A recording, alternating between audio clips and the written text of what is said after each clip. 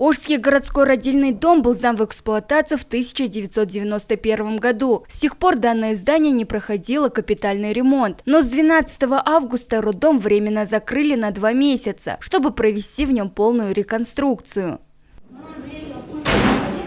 Родильный дом уже прекратил прием новых беременных. Пока что здесь под наблюдением находится 65 роженец. Их будут выписывать в зависимости от состояния. В здании освобождают палаты и готовятся к проведению капремонта. Сейчас мы выписываем тех пациенток, у которых хорошее состояние, а за остальными продолжаем наблюдать. Есть еще недоношенные младенцы. Мы до конца недели тщательно проследим за их состоянием и при необходимости переведем в другую больницу.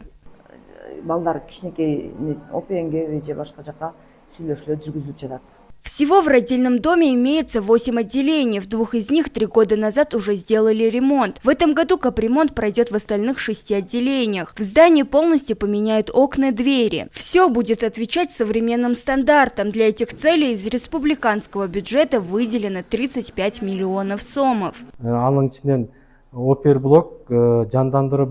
Будут ремонтировать операционный блок, реанимационное, послеродовое, регистрационное отделение и отделение для женщин с патологией. В некоторых отделениях состояние дверей и линолеума в плохом состоянии. Все это нужно менять.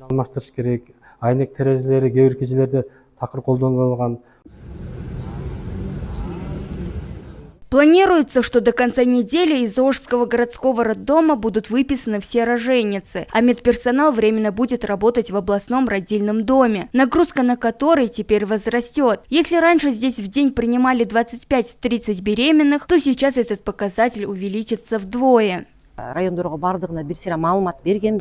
Мы предоставили специальную информацию, а также разослали приказы в районные родильные дома, чтобы они принимали беременных и оказывали помощь тем женщинам, у которых состояние стабильное или среднее.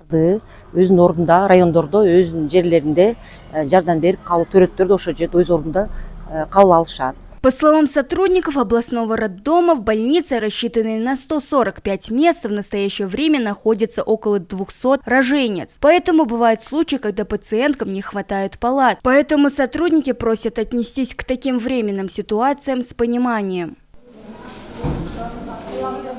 Нагима Бакаева, Манарбек Арцебекулу, ЛТР, город Ош.